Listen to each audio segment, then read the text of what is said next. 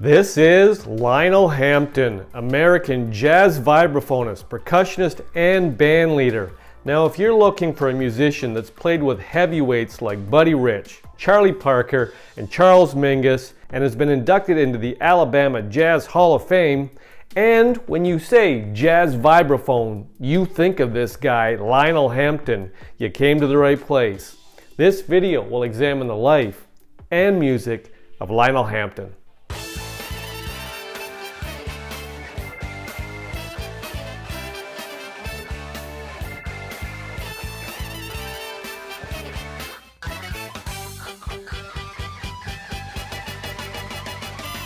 Welcome back to my channel. Lionel Leo Hampton, born April 20th, 1908, died August 31st, 2002, was an American jazz vibraphonist, percussionist, and bandleader. He worked with jazz musicians from Teddy Wilson, Benny Goodman, and Buddy Rich to Charlie Parker, Charles Mingus, and Quincy Jones.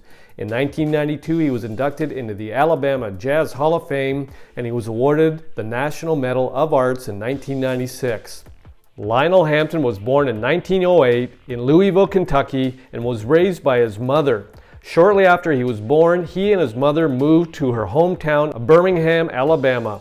He spent his early childhood in Kenosha, Wisconsin, before he and his family moved to Chicago in 1916.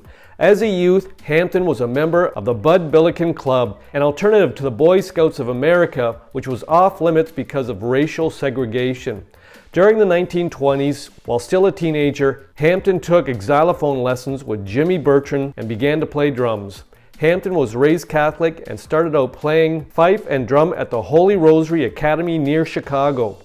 Lionel Hampton began his career playing drums for the Chicago Defender Newsboys Band while still a teenager in Chicago. While he lived in Chicago, Hampton saw Louis Armstrong at the Vendome, recalling that the entire audience went crazy after his first solo. He moved to California in 1927, playing drums for the Dixieland Blues Blowers. He made his recording debut with the Quality Serenaders led by Paul Howard, then left for Culver City and drummed for the Les Height Band at Sebastian's Cotton Club. One of his trademarks as a drummer was the ability to do stunts with multiple pairs of sticks, such as twirling and juggling without missing a beat. During this period, he began practicing on the vibraphone. In 1930, Louis Armstrong came to California and hired the Les Height Band for performances and recordings. Armstrong was impressed with Hampton's playing after Hampton reproduced Armstrong's solo on vibraphone and asked him to play behind him like that during vocal choruses. So began his career as a vibraphonist, popularizing the use of the instrument in the process. While working with the Les Height Band, Hampton also occasionally did some performing with Nat Shilkret and his orchestra. During the early 1930s, he studied music at the University of Southern California. In 1934, he led his own orchestra and then appeared in the Bing Crosby film Pennies from Heaven in 1936 alongside Louis Armstrong. Hampton was a featured artist at numerous Cavalcade of Jazz concerts held at Wrigley Field in Los Angeles. His first performance was at the second Cavalcade of Jazz concert held on October 12, 1946, and also featured T-Bone Walker, the Honey Drippers, and Louis Armstrong.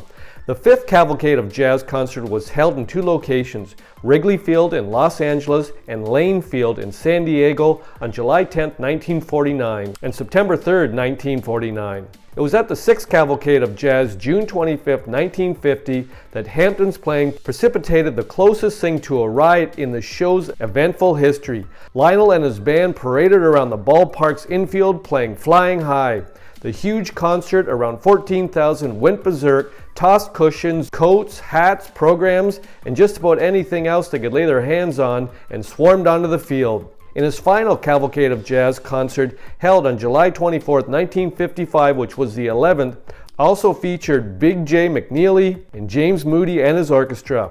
From the mid-1940s until the early 1950s, Hampton led a lively rhythm and blues band whose Decca Records recordings included numerous young performers who later had significant careers. They included bassist Charles Mingus, saxophonist Johnny Griffin, guitarist Wes Montgomery, and vocalist Dinah Washington. Other noteworthy band members were trumpeter Dizzy Gillespie, Cad Anderson, and Snooky Young.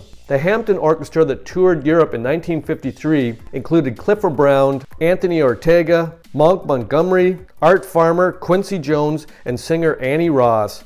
Hampton continued to record with small groups and jam sessions during the 1940s and 1950s with Oscar Peterson and others.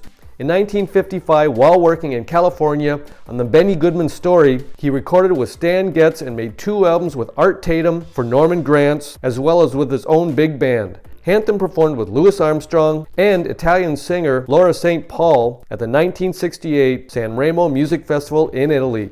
The performance created a sensation with Italian audiences as it broke into a real jazz session. That same year, Hampton received a papal medal from Pope Paul VI. During the 1960s, Hampton's groups were in decline. He was still performing what had succeeded for him earlier in his career. He did not fare much better in the 1970s, though he recorded actively for his Who's Who and Jazz record label, founded in 1977. Beginning in February 1984, Hampton and his band played at the University of Idaho's annual jazz festival, which was renamed the Lionel Hampton Jazz Festival the following year. In 1987, the University of Idaho's School of Music was renamed for Hampton, the first university music school named for a jazz musician. I hope you enjoyed this video on my favorite jazz vibraphonist of all time, Lionel Hampton. Now, if you've got a band or musician you'd like featured on this YouTube channel, pop it in the comments section. I'll make another video. Thanks for dropping by. Rock on.